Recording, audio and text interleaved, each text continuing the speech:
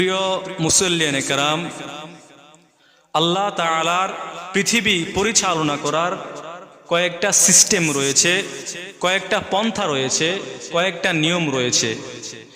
আল্লাহ তাআলার একটা নিয়ম হলো ইন্না মিন সুন্নাতিল্লাহি ফাদ্দালা জমানান আলা জমান ওয়া মাকানান আলা মাকান ওয়া ইনসানান আলা ইনসান।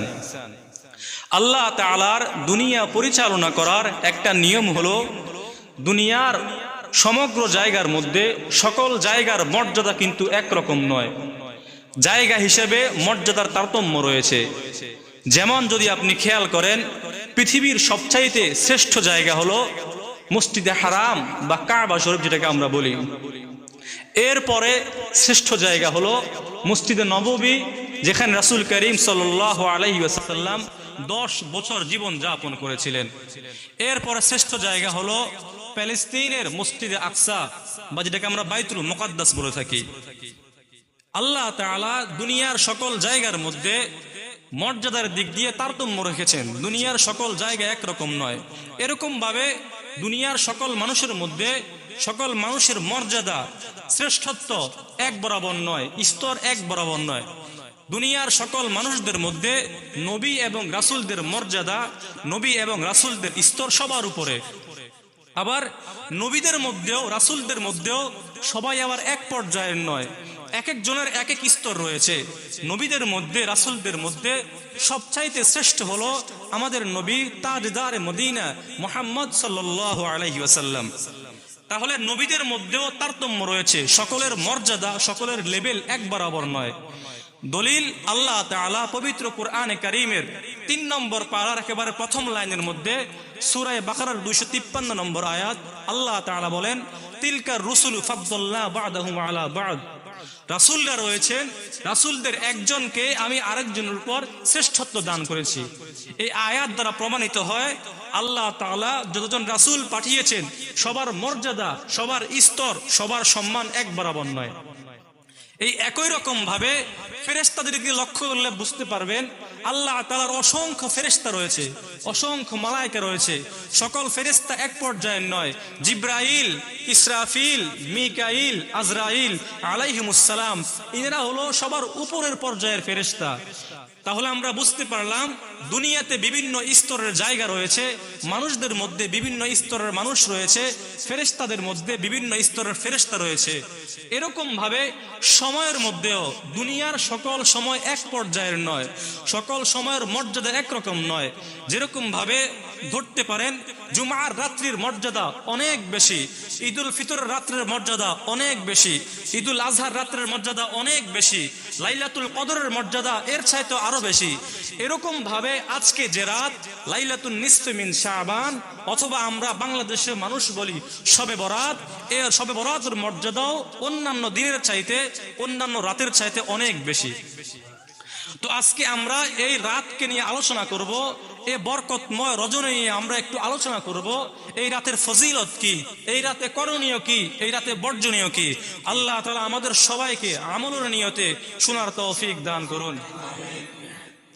প্রথমে আমরা শবে বরাত এ শব্দের বিশ্লেষণ করব, তাহকিক করব। শব এবং বরাত দুইটা শব্দের সমন্বয়ে এখানে একটা বাক্য গঠিত হয়েছে। শব এটা হলো এক ভাষার শব্দ, বারাআত এটা আরেক ভাষার শব্দ। শব এটা ফার্সি ভাষার শব্দ। ফার্সি ভাষায় শব অর্থ হলো রাত, শব অর্থ হলো রজনী। আর বারাআত এটা আরবি ভাষার শব্দ।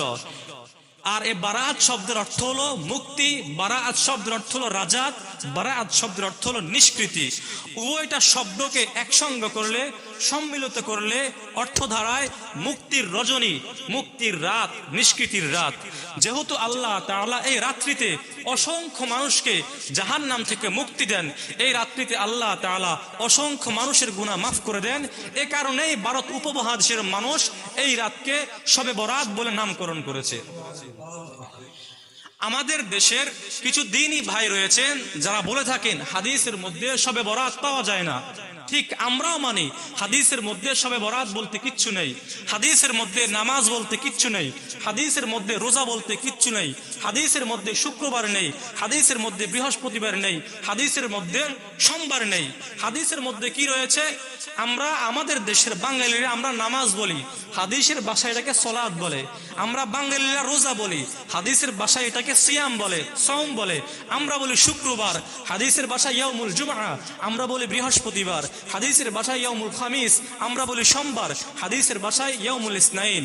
সুতরাং আপনি যে হুবহু বাংলা একটা শব্দ হাদিসে পাবেন এটা কখনো সম্ভব নয়। শবে বরাত শব্দ হাদিসে নাই, অন্য শব্দ আছে। হাদিসের ভাষায় এই রাত্রের নাম হলো লাইলাতুন নিসফ মিন শাবান, অর্থাৎ শাবানের অর্ধরাত্রি। শাবান মাসের 14 তারিখ দিবাগত রাতকে লাইলাতুন নিসফ মিন শাবান বলে। এই রাতের আরো কয়েকটা নাম রয়েছে, যেমন একটা নাম একটু আগে বলেছি হাদিসের ভাষায় লাইলাতুন নিসফ মিন শাবান, আরেকটা নাম হলো লাইলাতুর রহমা। যেহেতু এই রাত্রে অর্থাৎ রহমতের রাত, লাইলাতুর রহমা মানে রহমতের রাত, যেহেতু এই রাত্রে আসমান থেকে আল্লাহ তাআলা ভরপুর রহমত নাজিল করেন, অবতীর্ণ করেন, এই কারণে এই রাতকে লাইলাতুর রহমা বলা হয়। এই রাতের আরেকটা নাম রয়েছে লাইলাতুল বারাআত, মানে শবে বরাতের যে অর্থ, লাইলাতুল বারাতের একই অর্থ, মুক্তির রাত, মুক্তির রজনী। এখন একটা প্রশ্ন থাকতে পারে যে এই রাতকে লাইলাতুল বারাআত বা শবে বারাত কেন নামকরণ করা হয়েছে? এর উত্তর, একজন পীর রয়েছে, আমরা সবাই ওনার নাম জানি, যার নাম হলো আব্দুল কাদের জিলানী রাহিমাহুল্লাহ। অনেকে ওনাকে বড় পীর বলে। ওনার একটা কিতাব রয়েছে গুনিয়াতুত তালিবিন। এই কিতাবের 337 নম্বর পৃষ্ঠার মধ্যে রয়েছে, উনি এই নামের নামকরণ হিসাবে নামকরণের আলোচনা করেছেন। উনি বলেন, ইন্নামা সুম্মিয়াতিল বারাআত ইন্নামা সুম্মিয়াত লাইলাতুল বারাআতি লিআন্না ফিহা বারাআতাইন। শাবানের 14 তারিখ দিবাগত রাতকে শবে বরাত এই কারণে নাম করা হয়েছে, কেননা এই রাতের মধ্যে 2 ধরনের মুক্তি রয়েছে। কয় ধরনের? 2 ধরনের। একটা বারাআতুল আশকিয়া মিনার রহমান, এই রাত্রে আল্লাহর পক্ষ থেকে দুর্ভাগা, হতভাগা, গুনাহগারদেরকে, গুনাহগারকে মাফ করা হয়। এই কারণে এই রাতকে লাইলাতুল বারাআত করে নামকরণ করা হয়েছে। আরেকটা কারণ, ওয়া বারাআতুল আউলিয়া মিনাল খাজলান, এই রাত্রে আল্লাহ তাআলার ওলিরা, আল্লাহর প্রিয় বান্দারা নৈরাশ হয় না, অস্থির হয় না, বরং আল্লাহ তাআলার প্রিয় বান্দারা এই রাত্রে খুশি হয় গুনাহ মাফ হওয়ার মাধ্যমে। এই 2 কারণে ভারত উপমহাদেশের মানুষ এই রাতকে শবে বরাত বা লাইলাতুল বরাত করে নামকরণ করে থাকে। এখন আমরা আসেন হাদিসের মাধ্যমে, রাসূল করিম সাল্লাল্লাহু আলাইহি সাল্লামের জীবনীর মাধ্যমে আমরা এই শবে বরাতের ফজিলত সাব্যস্ত করব। এরপরে সাহাবায়ে কেরামের কওলের মাধ্যমে আমরা এই রাতের ফজিলত সাব্যস্ত করব। এরপরে তাবিঈনের কওলের মাধ্যমে আমরা এই রাতের ফজিলত সাব্যস্ত করব। এরপরে আইম্মায়ে মুজতাহিদিনের কওলের মাধ্যমে আমরা এই রাতের ফজিলত সাব্যস্ত করব। প্রথমে আসেন আমরা রাসূল সাল্লাল্লাহু আলাইহি ওয়াসাল্লামের কথার মাধ্যমে এই রাতের ফজিলত সাব্যস্ত করি। হাদিসের একটা কিতাব রয়েছে, কিতাবের নাম হলো সহিহ ইবনে হিব্বান। এই হাদিসের কিতাবের হাদিস নম্বর 5665। হাদিসের বর্ণনাকারী হলো হযরত আবু মুসা আশআরী রাদিয়াল্লাহু তাআলা আনহু। উনি বলেন, রাসূল করিম সাল্লাল্লাহু আলাইহি ওয়াসাল্লাম বলেছেন, ইন্নাল্লাহা লা ইয়াত্তালিউ ফি লাইলাতিন নিসফ মিন শাবান, আল্লাহ তাআলা শাবানের অর্ধরাত্রিতে যখন 14 তারিখ রাত গিয়ে দিন গিয়ে রাত শুরু হবে, আল্লাহ তাআলা তার সমগ্র সৃষ্টির দিকে দৃষ্টিপাত করেন। আল্লাহ তাআলা তার সমগ্র মাখলুকের দিকে নজর দেন, মনোনিবেশ করেন। এরপরে ফায়াগফিরু লিজামিই খালকিহি, আল্লাহ তাআলা সকল মানুষকে মাফ করে দেন। সুবহানাল্লাহ।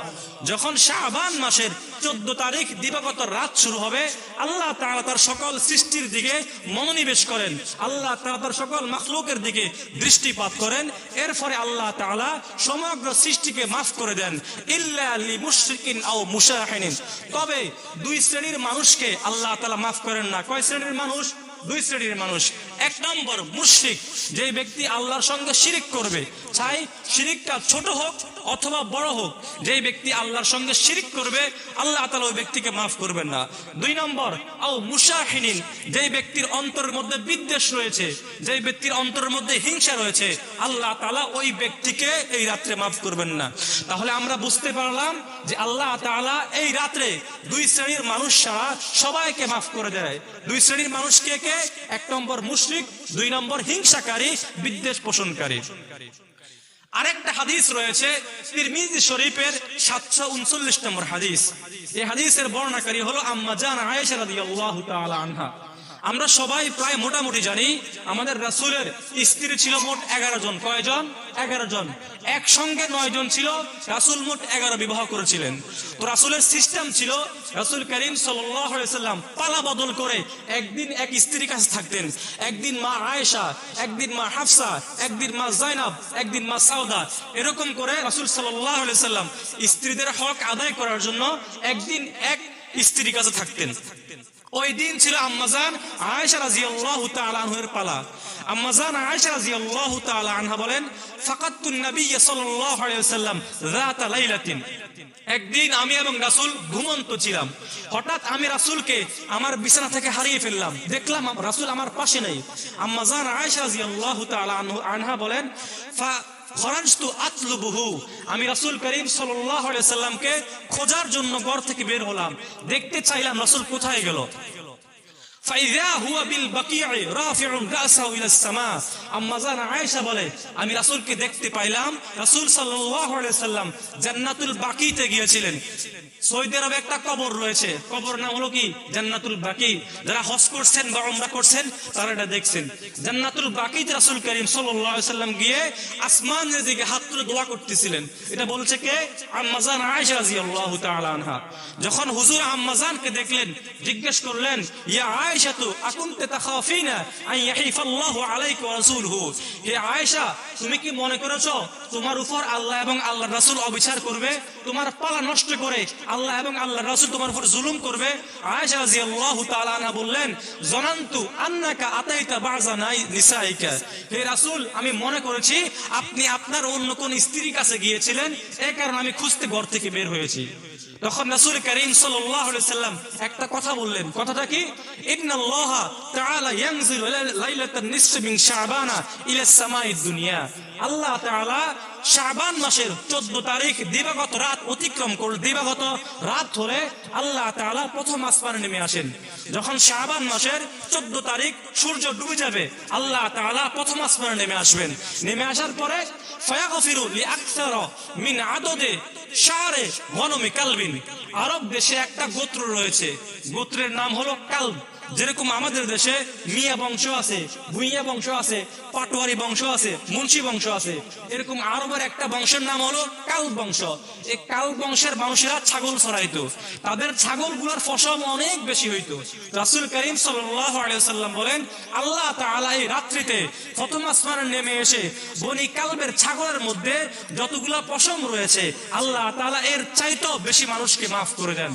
সুবহানাল্লাহ, কত বড় ফজিলতময় একটা রাত। আল্লাহ তাআলা এই রাত্রিতে প্রথম আসমানে নেমে আসবেন, নেমে এসে দুনিয়ার মধ্যে যত মানুষ রয়েছেন সবাইকে মাফ করে দিবেন। তাহলে আমরা এই দুই হাদিসের মাধ্যমে রাসূলের যুগে যে শবে বরাতের ফজিলত সাব্যস্ত ছিল এটা আমরা বুঝতে পারছি। এখন আসেন আমরা সাহাবায়ে কেরামের যুগে শবে বরাতের ফজিলত সাব্যস্ত করব। হাদিসের একটা কিতাব রয়েছে, কিতাবের নাম হলো মুসান্নাফ ইবনে আব্দুর রাজ্জাক। এই কিতাবের 8575 নম্বর হাদিস। এই হাদিসের বর্ণনাকারী হলো জলিলুল কদর সাহাবী আব্দুল্লাহ ইবনে ওমর রাদিয়াল্লাহু তাআলা আনহু। উনি হলেন ইসলামের দ্বিতীয় খলিফা ওমর রাদিয়াল্লাহু তাআলা আনহুর ছেলে আব্দুল্লাহ ইবনে ওমর রাদিয়াল্লাহু তাআলা আনহু। উনি বলেন 5 রাত্র রয়েছে বছরের মধ্যে, 5টা রাত এরকম রয়েছে যে 5 রাত দোয়া করলে আল্লাহ তাআলা দোয়া ফিরিয়ে দেয় না। খামসুল লায়ালিন লা ইউরাদ্দু ফীহিন্না দুআ, 5 রাত দোয়া করলে আল্লাহ তাআলা কোনো বান্দার দোয়া ফিরিয়ে দেন না। মানে কি করেন? আল্লাহ তাআলা দোয়া কবুল করেন। এই 5 রাতের মধ্যে 1 নম্বর রাত হলো লাইলাতুল জুমআ। যেই ব্যক্তি জুমআর রাতে আল্লাহর কাছে দোয়া করবে আল্লাহ তার দোয়া কবুল করবে।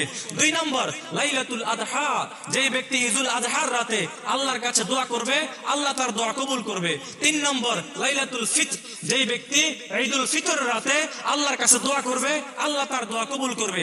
4 নম্বর ওয়া আউয়ালু লাইলাতিন মিন রজব, রজব মাসের প্রথম রাত্র। এখন আরবি মাস চলতেছে শাবান মাস, এর আগের মাস ছিল রজব মাস। যেই ব্যক্তি রজব মাসের প্রথম রাত্রে আল্লাহর কাছে দোয়া করবে আল্লাহ তাআলা ওই ব্যক্তি দোয়া কবুল করবে। 5 নম্বর আমাদের মূল আলোচ্য বিষয় ওয়া লাইলাতুন নিসফি মিন শাবান, যেই ব্যক্তি শবে বরাত আল্লাহর কাছে দোয়া করবে, আল্লাহ তার দোয়া কবুল করবে। সুবহানাল্লাহ। তাহলে আমরা সাহাবায়ে কেরামের কথার মাধ্যমে শবে বরাতের ফজিলত সাব্যস্ত করলাম। এখন আসেন তাবেঈনদের মাধ্যমে আমরা শবে বরাতের ফজিলত সাব্যস্ত করব। ইবনে হাজার আসকালানী রাহমাতুল্লাহ আলাইহি তার একটা কিতাব রয়েছে, কিতাবের নাম হলো লাতাইফুল মাআরিফ। এই কিতাবের 248 নম্বর পৃষ্ঠার মধ্যে উনি জগৎ বিখ্যাত একজন বাদশা ছিল, যার নাম হলো ওমর ইবনে আব্দুল আজিজ রাহমাতুল্লাহ আলাইহি। উনি একজন বিশাল বাদশা ছিল, জগৎ বিখ্যাত বাদশা। উনার একটা আমল ইবনে হাজার আসকালানী রাহমাতুল্লাহ আলাইহি তার কিতাবের মধ্যে উল্লেখ করেছেন। ওমর ইবনে আব্দুল আজিজ রাহমাতুল্লাহ আলাইহির খেলাফত কালে বসরার গভর্নর ছিল আদি ইবনে আরতাদ। এই আদি ইবনে আরতাদকে ওমর ইবনে আব্দুল আজিজ একটা পত্র লিখেছে, একটা চিঠি লিখেছে।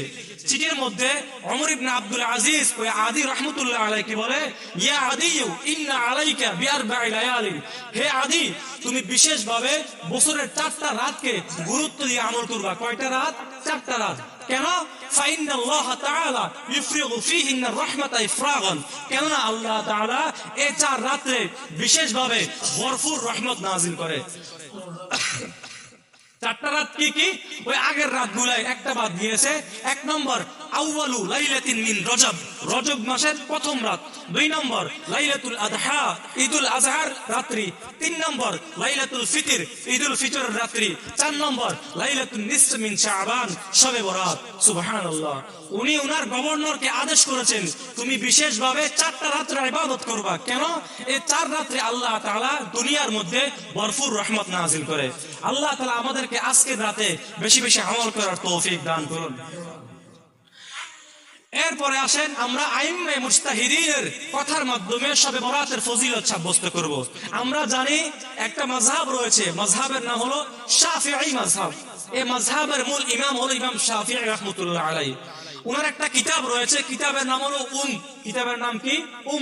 এই কিতাবের 1 নম্বর খণ্ড 264 নম্বর পৃষ্ঠার মধ্যে ইমাম শাফিঈ রাহমাতুল্লাহ আলাইহি একটা কথা বলেছেন। উনি বলেন, ইন্নাদ দুআ ইউস্তাজাবু ফি 5 লায়ালিন, বছরের বিশেষ 5 রাতের মধ্যে আল্লাহ তাআলা দোয়া কবুল করেন।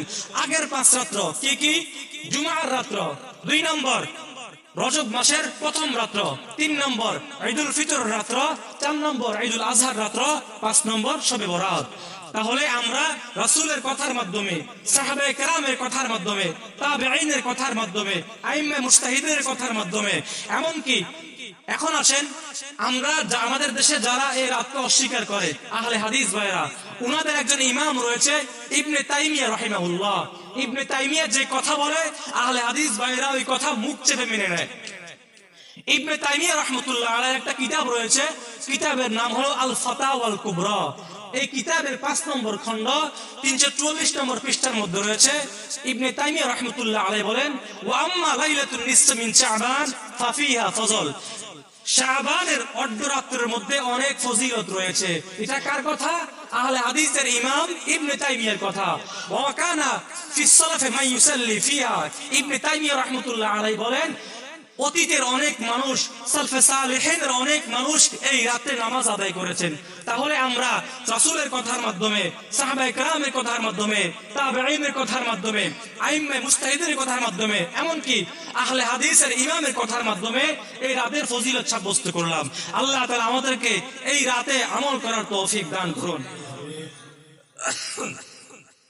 এখন আসেন এই রাতে বিশেষ কোন আমল রয়েছে কিনা। এক কথায় উত্তর, এই রাত্রে বিশেষ কোনো আমল নাই। আমরা অনেকে মনে করি, অনেকে আমরা ছোটবেলা আমরা নিজেরা করতাম যে এই রাত্রে গোসল করলে গোসলের সঙ্গে শরীরের যে ফানুগুলো ঝরে যাবে, এর সঙ্গে আমাদের গুনাহগুলো ঝরে যাবে। অনেকে এটা জানতেন না, শুনতেন না। এটা একেবারে ভিত্তিহীন কথা। শরীয়তে বা হাদিসে এরকম কোনো হাদিস পাওয়া যায় না গোসল করলে আপনার গুনাহ মাফ হবে শবে বরাতের রাত্রে। এটা কোনো হাদিস দ্বারা প্রমাণিত নয়। আবার অনেকে বলে এই রাত্রে 2 রাকাত নামাজ রয়েছে। নামাজের সিস্টেম কিরকম? আপনি প্রত্যেক রাকাতে সূরা ফাতিহার সঙ্গে 10 বার সূরা ইখলাস পড়বেন। এই নামাজ পড়লে নাকি জীবনের সব গুনাহ মাফ হয়ে যাবে। এরকম কোনো ভিত্তি, এই কথার কোনো ভিত্তি নাই, এরকম কোনো হাদিসও পাওয়া যায় না। অনেকেই বলে এই রাতে বিশেষ 12 রাকাত নামাজ রয়েছে, 12 রাকাত নামাজ পড়লে অমুক গুনাহ মাফ হবে, তমুক গুনাহ মাফ হবে। এরকম কোনো হাদিস পাওয়া যায় না, এই কথার ভিত্তি নাই। মোট কথা এক কথা, এই রাত্রে বিশেষ কোনো কি নাই, আমল নাই। আপনার যা ইচ্ছা আপনি নামাজ পড়তে পারেন, আপনি কোরআন তেলাওয়াত করতে পারেন, আপনি জিকির করতে পারেন, আপনি তাসবিহ পড়তে পারেন, আপনি বিশ্রাম করতে পারেন, কোনো সমস্যা নাই। এই রাত্রে বিশেষ কোনো আমল নাই। আপনাকে রাত্র জাগরণ করতে হবে। রাত জাগা ফরজ, রাত জাগা ওয়াজিব এরকম না। রাত জাগলে আপনার জন্য ভালো, না জাগলে কোনো সমস্যা নেই। তবে আমি কয়েকটা আমলের কথা বলবো যেগুলো আপনি চাইলে করতে পারেন। করতে হবে ওয়াজিব, করতে হবে ফরজ এরকম না, আপনি করলে ভালো, না করলে সমস্যা নাই। তার মধ্যে একটা আমল হলো এই রাত্রে যাদের সামর্থ্য রয়েছে, যারা আমরা যুবক শক্তিমত্তা রয়েছে, তারা আমরা রাত্রি জাগরণ থেকে ইবাদত করব। রাত্রি জাগরণ থেকে ইবাদত করা আমি ফরজ এটাও বলতেছি না, ওয়াজিব এটাও বলতেছি না।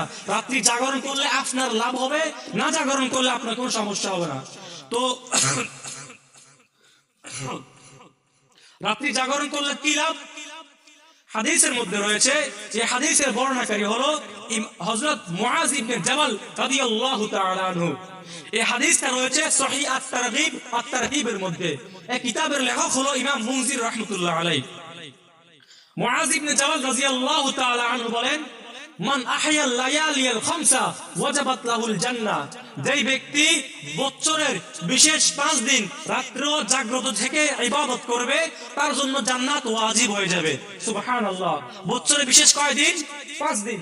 রাসূল করিম সাল্লাল্লাহু আলাইহি ওয়াসাল্লাম বলে, যেই ব্যক্তি বাৎসরিক 5 দিন জাগ্রত থেকে ইবাদত করবে, ওই ব্যক্তির জন্য জান্নাত ওয়াজিব হয়ে যাবে।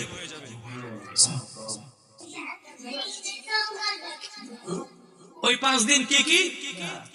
1 নম্বর লাইলাতুত তারবিয়াতে। লাইলাতুত তারবিয়া মানে তারবিয়ার রাত্র। তারবিয়ার রাত্র কি? জিলহজ মাসের 8 নম্বর তারিখের রাত্র কি বলে? তারবিয়ার রাত্র। যেই ব্যক্তি তারবিয়ার রাত্রে জাগরণ থেকে ইবাদত করবে, তার জন্য জান্নাত ওয়াজিব হয়ে যাবে। 2 নম্বর ওয়ালাইলাতু আরাফাতা। আরাফার রাত্র জিলহজ মাসের 9 তারিখকে কি বলে? আরাফা বলে। যেই ব্যক্তি আরাফার রাত্র জাগরণ থেকে ইবাদত করবে, তার জন্য জান্নাত হয়ে যাবে। 3 নম্বর ওয়ালাইলাতুল আদহা। যেই ব্যক্তি কুরবানির রাত্র জাগরণ থেকে ইবাদত করবে, তার জন্য জান্নাত হয়ে যাবে। 4 নম্বর ওয়ালাইলাতুল ফিত্র। যেই ব্যক্তি ঈদুল ফিতর রাত্র জাগরণ থেকে ইবাদত করবে, তার জন্য জান্নাত হয়ে যাবে। 5 নম্বর আমাদের মূল আলোচ্য বিষয় ওয়ালাইলাতুন নিসফ মিন শাবান। যেই ব্যক্তি 14 তারিখ দিবাগত রাত জাগরণ থেকে ইবাদত করবে, তার জন্য জান্নাত ওয়াজিব হয়ে যাবে। সুবহানাল্লাহ। আল্লাহ তাআলা আমাদের সবাইকে আজকে রাত্রে জাগরণ থেকে ইবাদত করার তৌফিক দান করুন। এই রাতের আরেকটা আমল হলো, আপনি একান্তভাবে গিয়ে আপনার পরিবারের যারা মৃত্যুবরণ করেছে তাদের কবর জিয়ারত করতে পারেন। আমরা অনেক আগে বলেছিলাম হাদিস একটা, আয়েশা রাদিয়াল্লাহু তাআলার হাদিস, রাসূল করিম সাল্লাল্লাহু আলাইহি ওয়াসাল্লাম এই রাতে জান্নাতুল বাকিতে গিয়ে কবরস্থানে গিয়ে কবর জিয়ারত করেছিলেন, আল্লাহর কাছে দোয়া করেছিলেন।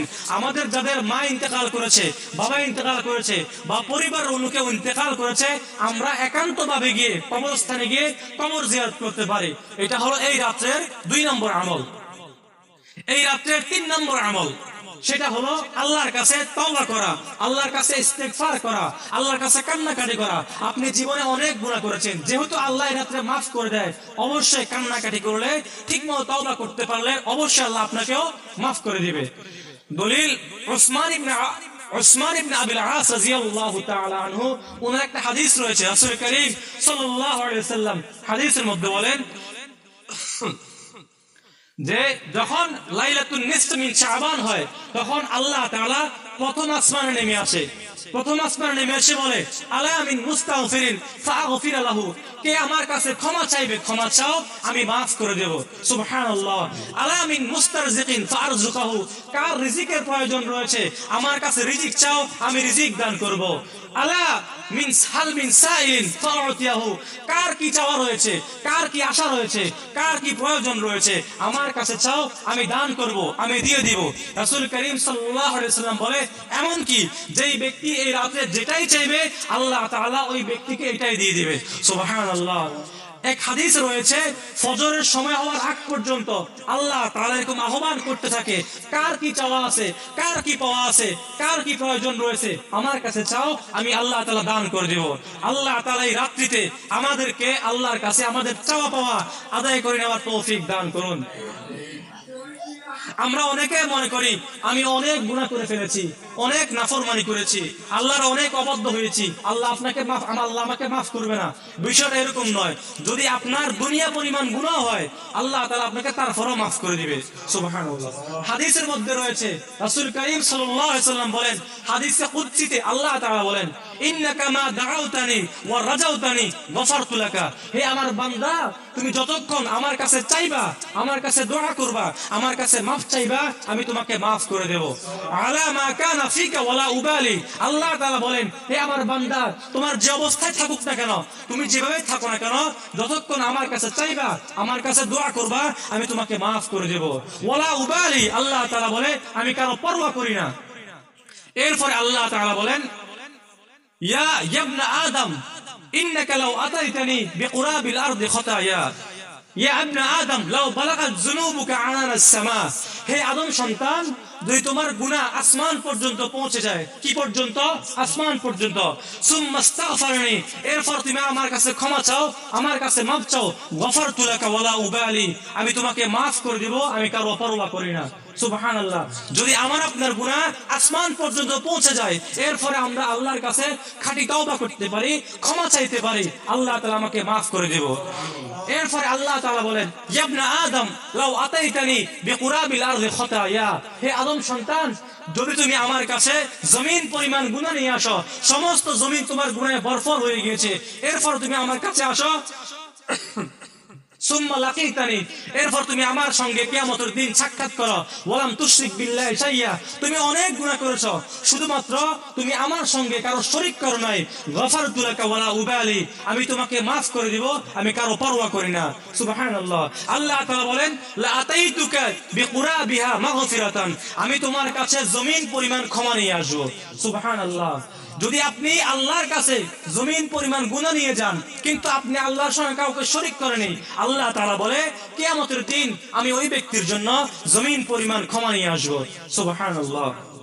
সুতরাং আল্লাহ তাআলা আমাদের সবাইকে এই রাত্রিতে আল্লাহর দরবারে কান্নাকাটি করার, ইস্তিগফার করার, তওবা করার তৌফিক দান করুন। আরেকটা আমল আপনি করতে পারেন, আগামীকাল আপনি চাইলে একটা রোজা রাখতে পারেন। দলিল, রাসূল করিম সাল্লাল্লাহু আলাইহি ওয়াসাল্লামের জামাতা নাম হলো আলী ইবনে আবি তালিব রাদিয়াল্লাহু তাআলা আনহু। উনার হাদিস, উনি বলেন, রাসূল করিম সাল্লাল্লাহু আলাইহি ওয়াসাল্লাম বলেছেন, ইজা কানাত লাইলাতুন নিসফ মিন শাবান ফাকুমু লাইলাহা ওয়া সুমু নাহারাহা। রাসূল সাল্লাল্লাহু আলাইহি ওয়াসাল্লাম বলেছেন, যখন শাবান মাসের অর্ধরাত্রি আসবে, শবে বরাত আসবে, তখন তোমরা রাত্রে ইবাদত করো এবং দিনের বেলায় রোজা রাখো। আল্লাহ তাআলা আমাদের সবাইকে কালকে একটা রোজা রাখার তৌফিক দান করুন। আহলে হাদিসের একজন ইমাম রয়েছে, যার নাম হলো নাসিরউদ্দিন আলবানী রাহমাতুল্লাহ আলাইহি। উনি বলেন, এই হাদিসটা একটা জয়ীফ হাদিস। এই হাদিসকে আমরা জয়ীফ মেনে নিলেও, এই হাদিসকে সমর্থন করার জন্য রাসূল সাল্লাল্লাহু আলাইহি ওয়াসাল্লামের আরেকটা শক্তিশালী হাদিস রয়েছে, আরেকটা কবি হাদিস রয়েছে। হাদিসটা কি? নাসাই শরীফের হাদিস। হযরত আবু যর রাদিয়াল্লাহু তাআলা আনহু বলেন, আমারনা রাসূলুল্লাহ সাল্লাল্লাহু আলাইহি ওয়াসাল্লাম আন নাসুমা মিনাশ শাহরি সালাসাতা আইয়ামি বিজিন। আবু যর রাদিয়াল্লাহু তাআলা আনহু বলেন, রাসূল করিম সাল্লাল্লাহু আলাইহি ওয়াসাল্লাম আমাদের সবাইকে প্রত্যেক মাসের আইয়ামে বিজে 3টা রোজা রাখার জন্য আদেশ করেছেন। কয়টা রোজা? 3টা রোজা। এখন আইয়ামে বিজ কি? আইয়ামে বিজ হলো যখন চন্দ্র একেবারে স্পষ্ট হয়ে যায়। চন্দ্র স্পষ্ট হয় কয় তারিখে? 13, 14, 15। তো আগামীকাল কোন দিন? 15 তারিখ না? তাহলে আমরা এই হাদিস দ্বারা বুঝতে পারলাম, আগের হাদিস দুর্বল হলেও আমরা একটা শক্তিশালী হাদিস পেয়েছি। রাসূল সাল্লাল্লাহু আলাইহি ওয়াসাল্লাম তার সাহাবী আবু যরকে আদেশ করেছেন, তুমি প্রত্যেক মাসে 3টা রোজা রাখো আইয়ামে বিজের, 13 তারিখ, 14 তারিখ, 15 তারিখ। তাহলে আগামীকাল 15 তারিখ, এই হিসাবে আমরা কি রোজা রাখতে পারি। আল্লাহ তাআলা আমাদের সবাইকে আমল করার তৌফিক দান করুন। এই রাত্রে আরেকটা আমল, আমরা যারা রাত্র জাগরণ থেকে নফল নামাজ পড়বো, আমরা চেষ্টা করব যারা যুবক রয়েছি আমাদের রুকুকে লম্বা করার জন্য, সিজদাকে লম্বা করার জন্য, রাকাতটাকে লম্বা করার জন্য, কিরাতটাকে লম্বা করার জন্য। আয়েশা রাদিয়াল্লাহু তাআলা আনহা বলেন, রাসূল সাল্লাল্লাহু আলাইহি ওয়াসাল্লাম মাঝে মধ্যে রাত্রিতে এরকম লম্বা সিজদা করত। আয়েশা বলেন, আমার মনে হতো রাসূল মারা গিয়েছেন। পরে আয়েশা রাদিয়াল্লাহু তাআলা আনহা রাসূলের প্রাণের বৃদ্ধাঙ্গুলি না দিয়ে চাইতেন লড়ে কিনা। যখন আয়েশা দেখতেন রাসূলের বৃদ্ধাঙ্গুলি লড়ে, তখন উনি বুঝতে পারতেন রাসূল সাল্লাল্লাহু আলাইহি ওয়াসাল্লাম ইন্তেকাল করেননি। তাহলে রাত্রের নামাজগুলোকে লম্বা করা, রুকু লম্বা করা, সিজদা লম্বা করা, রাকাত লম্বা করা, কেরাত লম্বা করা রাসূলের সুন্নাত। আজকে আমরা চেষ্টা করব কেরাতকে লম্বা করার জন্য, রুকুকে লম্বা করার জন্য, সিজদাকে লম্বা করার জন্য। বিশেষ একটা নামাজ রয়েছে যার নাম হলো সলাতুত তাসবিহ। আমরা অনেকে মনে করি এই নামাজটা এই রাতের নামাজ। এটা ভুল কথা। এই নামাজটা এই রাতের নামাজ নয়। সলাতুত তাসবিহ আপনি চাইলে প্রত্যেক দিন পড়তে পারেন, আপনি চাইলে সপ্তাহে একবার পড়তে পারেন, আপনি চাইলে মাসে একবার পড়তে পারেন, আপনি চাইলে বছরে একবার পড়তে পারেন। এই রাতের সঙ্গে এই নামাজের কোনো সম্পর্ক নাই। তবে যেহেতু আমরা আজকে অনেকেই জাগ্রত থাকবো, এই কারণে আমাদের জন্য সম্ভব হলে আমরা সলাতুত তাসবিহ আদায় করার চেষ্টা করব। রাসূল সাল্লাল্লাহু আলাইহি ওয়াসাল্লামের চাচা আব্বাস রাদিয়াল্লাহু তাআলা আনহু, উনি ওনার চাচাকে একদিন বলল, হে আমার চাচা, আমি কি আপনাকে এরকম একটা আমলের কথা বলবো যে আমল করলে আপনার ছোট বড় ইচ্ছায় অনিচ্ছায় প্রকাশ্যে গোপনে সব গুনাহ মাফ হয়ে যাবে। চাচা আব্বাস রাদিয়াল্লাহু তাআলা আনহু বলল, হ্যাঁ বলেন। ওই আমলটা হলো কোন নামাজ? সলাতুত তাসবিহের নামাজ। এই নামাজ যে ব্যক্তি পড়বে ওই ব্যক্তির আল্লাহ তাআলা যদি কবুল হয় নামাজটা, আল্লাহ তাআলা ওই ব্যক্তির ছোট গুনাহ, বড় গুনাহ, প্রকাশ্য গুনাহ, গোপনীয় গুনাহ, তারপরে ইচ্ছায় গুনাহ, অনিচ্ছায় গুনাহ, সব গুনাহ মাফ করে দিবেন। রাসূল সাল্লাল্লাহু আলাইহি ওয়াসাল্লাম তার চাচাকে নামাজের পদ্ধতি বলে দিয়েছেন। নামাজের পদ্ধতি কি? আমরা নামাজ যেরকম আমরা সুন্নত নামাজ পড়ি, নফল নামাজ পড়ি, একই রকম আমরা নিয়ত করব। নিয়ত করার পরে সূরা ফাতিহা এবং অন্য একটা সূরা পড়ার পরে আমরা 15 বার পড়ব সুবহানাল্লাহি ওয়ালহামদুলিল্লাহি ওয়ালা ইলাহা ইল্লাল্লাহু ওয়াল্লাহু আকবার। কয়বার পড়ব? 15 বার। এরপরে আমরা রুকু করব। রুকুত গিয়ে আমরা পড়ব আবার 10 বার সুবহানাল্লাহি ওয়ালহামদুলিল্লাহি ওয়ালা ইলাহা ইল্লাল্লাহু ওয়াল্লাহু আকবার। কয়বার পড়ব রুকুতে? 10 বার। মোট কতবার হয়েছে? 25 বার।